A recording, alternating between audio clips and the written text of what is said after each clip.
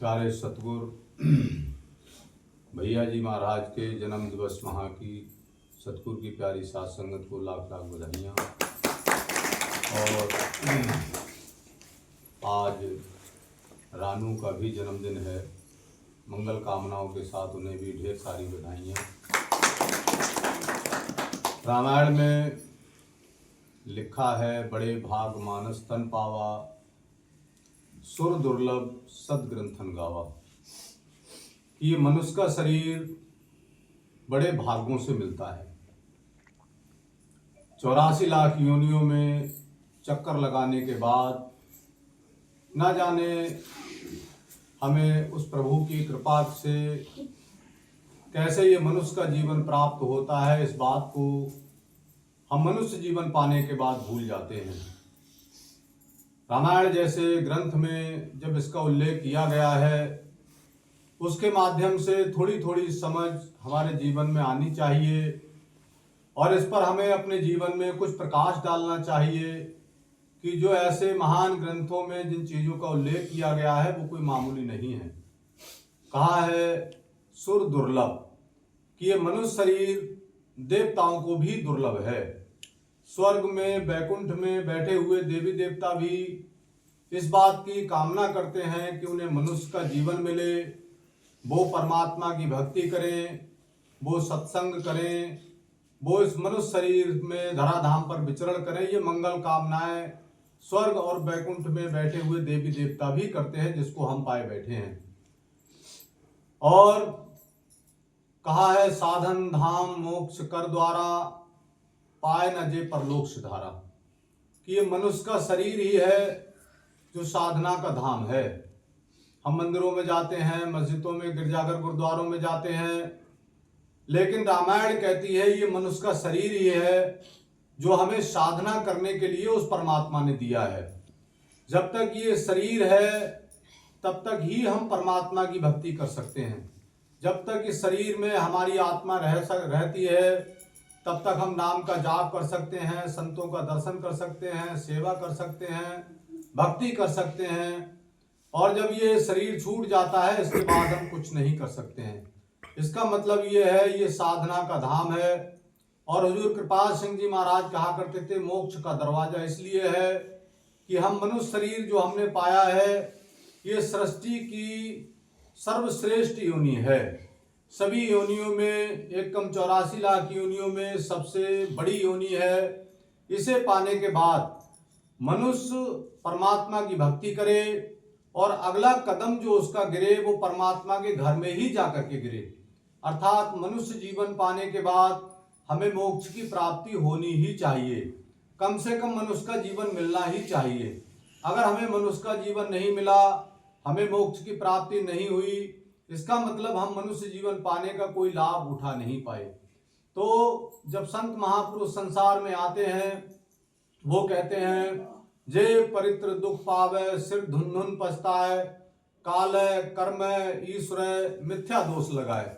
कि जो परमात्मा की भक्ति नहीं करते मनुष्य जीवन पा करके, जब अंत समय आता है, जब उनको यम के दूत लेने के लिए आते हैं, मुग्दड़ मारते हैं, प्राण जब निकलते हैं, तब वो सिर धुनते हैं, पछताते हैं, हाय हमने तो भक्ति नहीं करी, हाय हमने तो ये मनुष्य जीवन का कोई लाभ नहीं उठाया।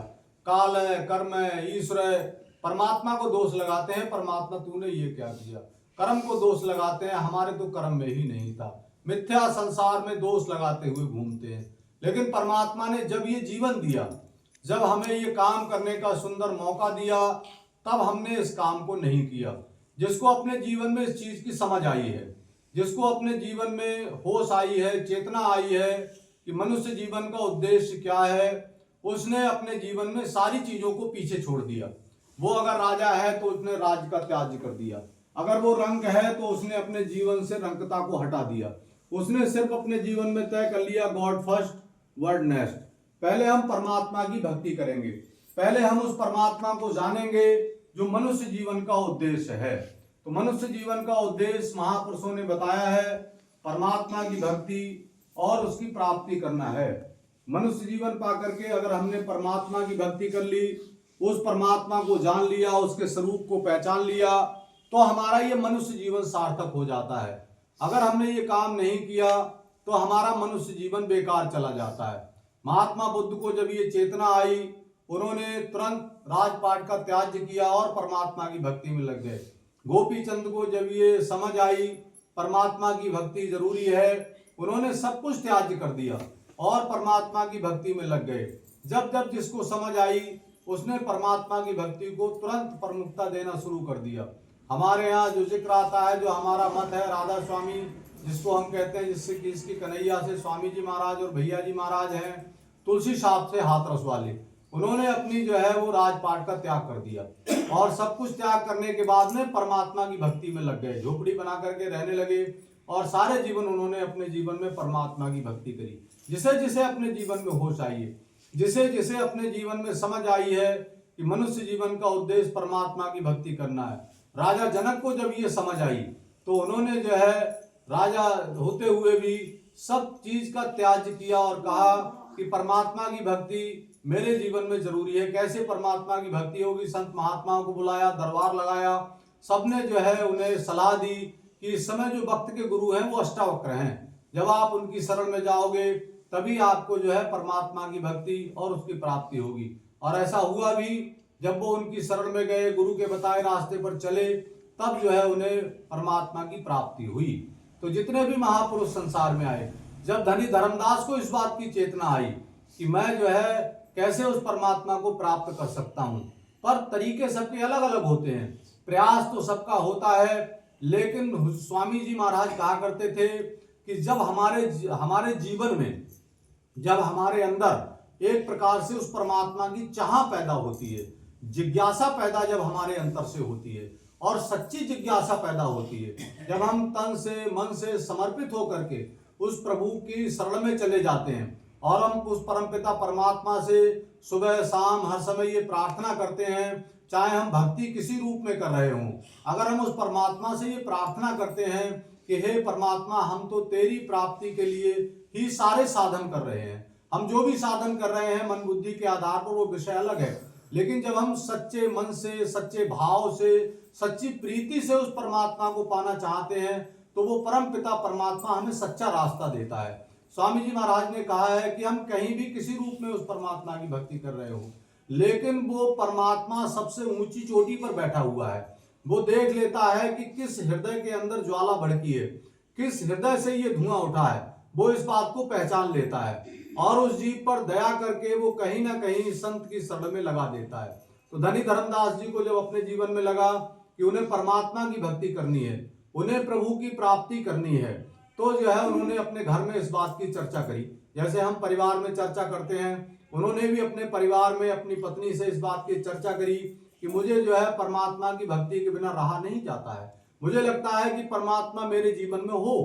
तो ऐसे ही जो है हर व्यक्ति के जीवन में, जब ध्रुव को ये चाह हुई, जब प्रहलाद को ये चाह हुई, उन्होंने भी अपने घर में इस बात की चर्चाएं करी। ऐसे ही धनी धर्मदास जी ने अपने घर में इस बात की चर्चा करी कि जो है मुझे परमात्मा की भक्ति और उसकी प्राप्ति की चाह है अपने जीवन में, मैं कैसे इसको करूंगा। तो उनकी पत्नी आमना ने उन्हें एक सलाह दी, और क्या सलाह दी कि परमात्मा की भक्ति करने के लिए कोई कठिन काम नहीं है, हम तो संपत्ति वाले लोग हैं और हमारे पास इतनी संपत्ति है, परमात्मा की भक्ति संत महात्माओं के द्वारा होती है, तो हम एक तरीका निकालते हैं कि हम भंडारा करना शुरू करते हैं। और भंडारा जब करना हम शुरू करेंगे तो जितने भी संत महात्मा हैं सब उसी भंडारे में आएंगे, देख लेंगे कौन सा संत महात्मा सही है, कौन महात्मा परमात्मा की भक्ति करवाने के लिए सहायक है, वो जो है वो आएगा भंडारे में, अवश्य आएगा। और जो है हम बड़े बड़े भंडारे करें। तो उन्होंने जो है बड़े बड़े भंडारे करना शुरू कर दिया। हमारे यहाँ परंपराएं हैं और अच्छी बात भी है, कोई बुरी बात नहीं है भंडारे करना। तो उन्होंने जो है तीर्थों में भंडारे करना शुरू कर दिया। अब जगह जगह भंडारे करते रहे, जगह जगह भंडारे करते रहे, लोगों से पूछते रहे कि मुझे परमात्मा का दर्शन कौन करवाएगा। तब लोगों ने बताया, महात्माओं ने बताया, इस समय जो है वो समय के सतगुरु हैं, कबीर साहब हैं, वो आपको परमात्मा का दर्शन करवाएंगे। तो फिर उन्होंने और भंडारे तेज कर दिए। सब जो है वो सबने सलाह दी कि कभी ना कभी तो कबीर साहब भी आएंगे। ये संत महात्मा भंडारों में आते हैं, भोजन करने आते हैं, और जो है जगह जगह जहां भंडारे लगते हैं सभी आते हैं, तो कबीर साहब भी आएंगे। अब जो है वो भंडारे करते चले गए, भंडारे करते चले गए। उन्होंने अपनी दिनचर्या बना ली, रोज भंडारे करना, रोज संत महात्माओं में कबीर साहब की तलाश करना। कबीर साहब नहीं आए। जिक्र आता है कि धनी धर्मदास जी ने 14 करोड़ की संपत्ति, उस समय 14 करोड़ की संपत्ति, आप आज के जो महंगाई, आज के जो वैल्यू है पैसे की, उसके आधार पर आप कैलकुलेशन कर सकते हैं कि 14 करोड़ की संपत्ति उस समय कितनी बड़ी संपत्ति रही होगी। 14 करोड़ की संपत्ति धनी धर्मदास जी ने भंडारों में लगा दी, और सारी संपत्ति लगाने के बाद जब पास में कुछ नहीं बचा तो फिर जो है वो बहुत परेशान होने लगे।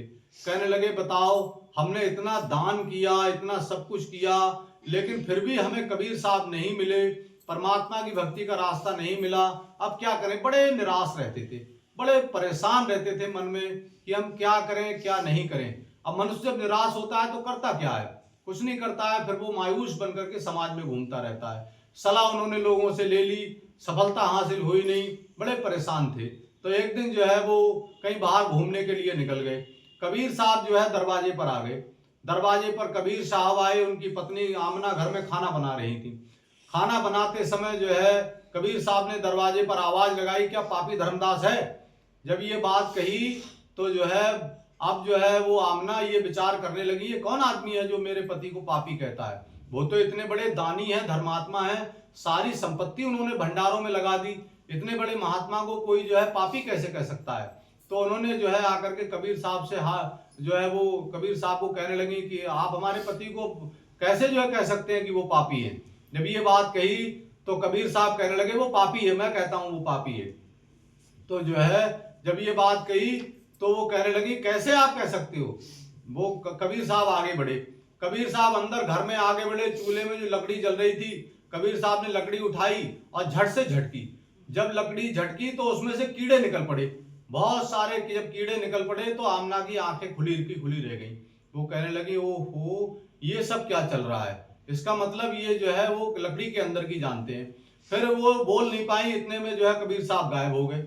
कबीर साहब चले गए। कुछ समय के बाद में धनी धर्मदास जी वहां पर वापस आए घर पर। जब वापस आए तो उन्होंने पूरा किस्सा सुनाया, ऐसे ऐसे एक महात्मा आया था और उसने जो है पापी बोला आपको, और मैंने जो है कुछ जो है वो आवेश में आकर के उनसे कह दिया उल्टा सीधा। फिर उन्होंने अंदर आकर के लकड़ी उठाई, लकड़ी को झटका, उसमें कीड़े निकल आए। तो जो है वो धनी धर्मदास जी सिर पकड़ के रोने लगे, कहने लगे ओहो तूने सत्यानाश कर दिया। वही कबीर साहब हैं, कोई दूसरा आदमी आज का ऐसा है ही नहीं जो लकड़ी के अंदर की जान सके, कोई सच्चा सतगुरु इस तरह का है ही नहीं, वही कबीर साहब होंगे, निश्चित रूप से दूसरा कोई नहीं होगा। फिर जो है और सिर पकड़ के रोने लगे, कहने लगे बताओ जैसे तैसे तो कबीर साहब घर आए, वो भी जो है चले गए, तूने जो है आओ भगत नहीं करी और अब तो मेरे पास कोई रास्ता नहीं है।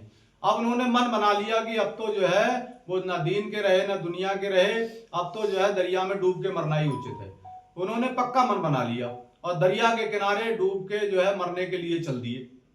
दरिया किनारे जैसे डूबने के लिए छलांग लगाने के लिए तैयार खड़े थे, कबीर साहब ने पीछे से आवाज दे दी धर्मदास, और जो है कबीर साहब आ गए।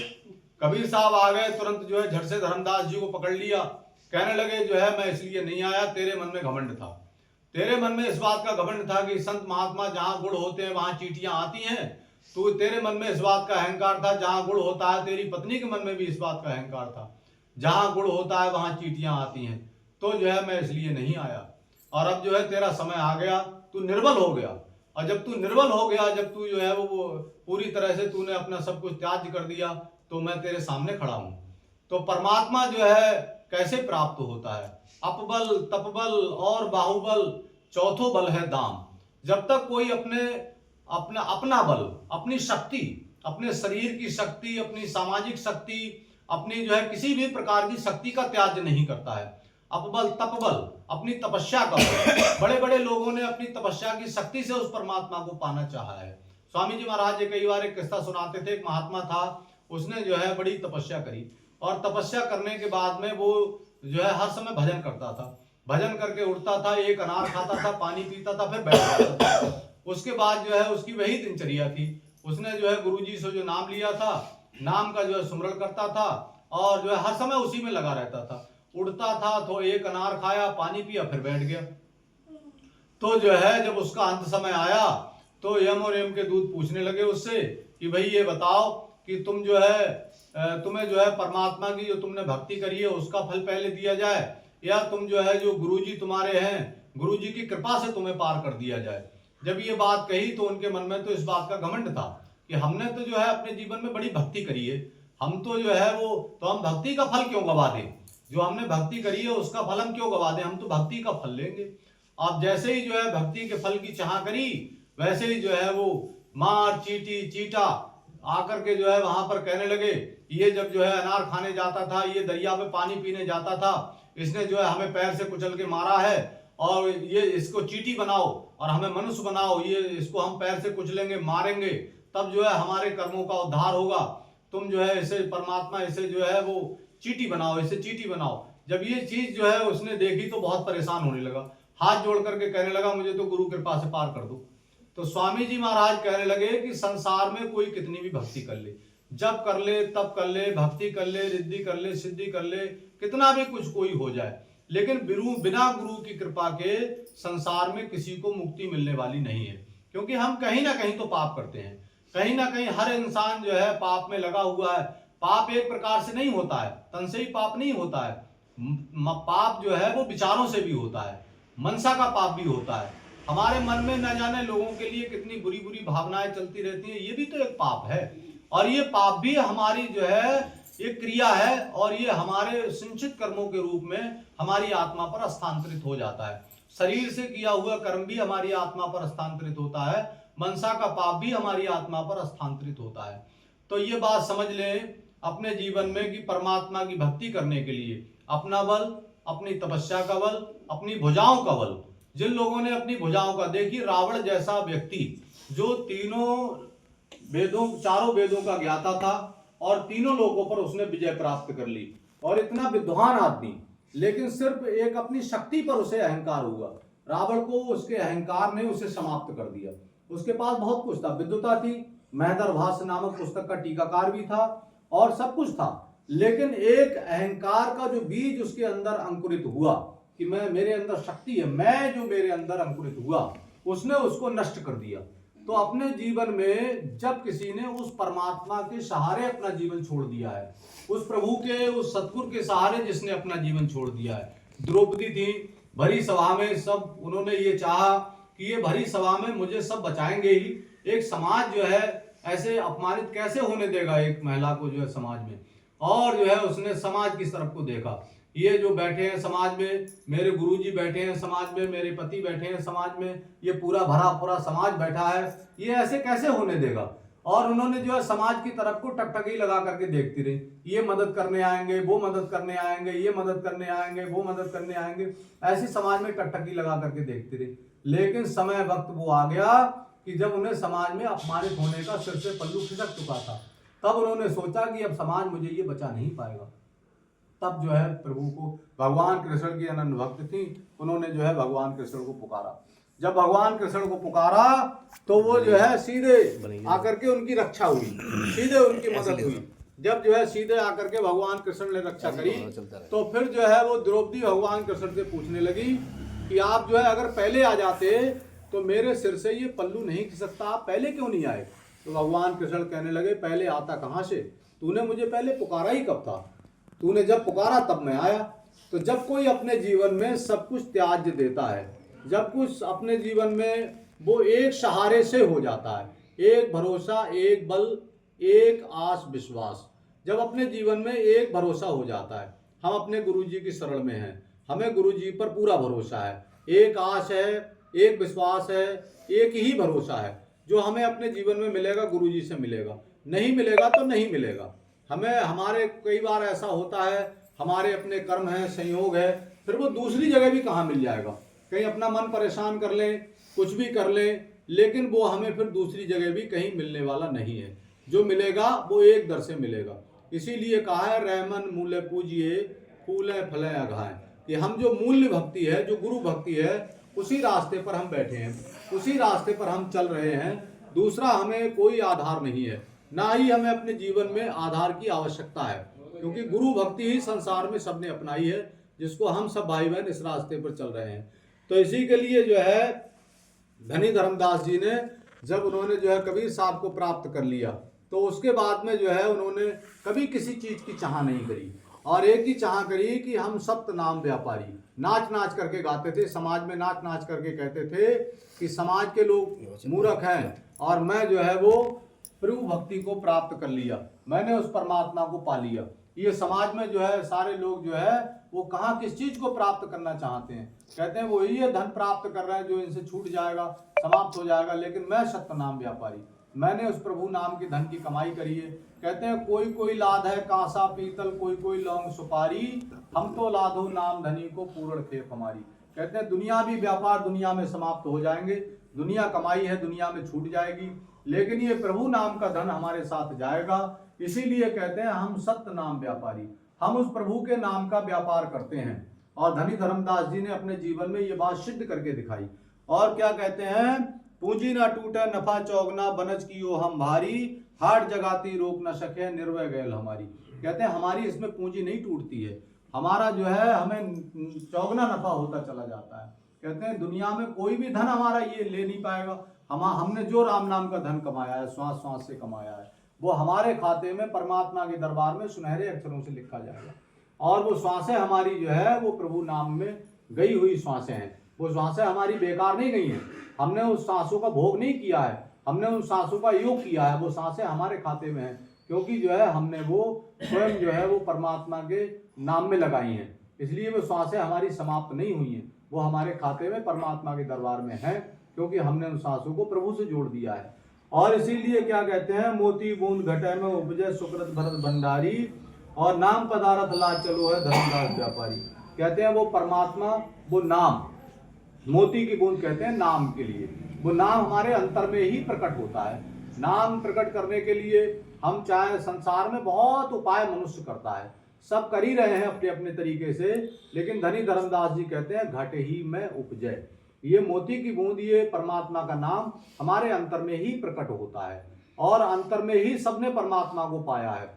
कसूरदास जी महाराज हुए, उन्होंने कहा अपुन को आपुन ही में पायो, मैंने अपने परमात्मा को अपने ही अंदर पाया है। कैसे पाया है, जो कुरंग नाभि कसूरी ढूंढत फिरत फिरायो, जब चेतो जब चेतन ही है फिर आपन तन छायो। कहते हैं जैसे मृगा होता है, उसे लगता है सुगंधी बाहर से आ रही है, दौड़ लगाता रहता है, भागता रहता है, दौड़ता रहता है, भागता रहता है, लेकिन जब वो चेतना उसे आती है तब उसे ये पता लगता है कि ये तो मेरे ही अंदर से आ रही है। ऐसे ही परमात्मा को ढूंढने के लिए सदियों से मनुष्य ने बाहर उपाय किए, लेकिन बाहरी उपाय से अगर कभी साधन बनेगा, अगर कभी चेतना जागेगी, अगर कभी प्रभु का मिलन होगा, तो वो हमारे अंतर में ही होगा। धनी धर्मदास जी इस बात को कहते हैं कि मोती की बूंद अंतर में प्रकट होती है, परमात्मा हमारे अंतर में प्रकट होता है, परमात्मा हम अंतर में पा सकते हैं, नाम को अंतर में प्रकट कर सकते हैं। इसी बात को समझाने के लिए महापुरुष संसार में आते हैं। भैया जी महाराज आज जो है विस्तार से इस चीज को समझा रहे हैं, और देखिए कितने सहज भाव से हम लोग आनंद ले रहे हैं, हमें ये लगता ही नहीं कि हम किसी कठिन मार्ग पर चल रहे हैं। बहुत जो है हसंदियां खेलंदियां खाबंदियां पैनंदियां बिच्चे होगा मुकत स्वामी जी महाराज ने जिस बात को कहा, गुरबाणी ने जिस बात को समझाया, कितने प्रेम से भाव से और हर तरीके से गुरुजी जो है हमें जोड़ते हैं, कितने प्रेम भाव से गुरुजी हमें जोड़ते हैं, और उनके प्रेम प्यार में हम उस परमात्मा की भक्ति करने वाले बन जाते हैं। हमें किसी हठयोग में नहीं जाना पड़ता है, किसी कठिन क्रिया में नहीं जाना पड़ता है, और कहीं हमें जो है किसी जल समाधि को लेना नहीं है, पंच अग्नि में तपना नहीं है, नंगे पैरों यात्रा नहीं करनी, हमें किसी कठिन कार्य को नहीं करना है।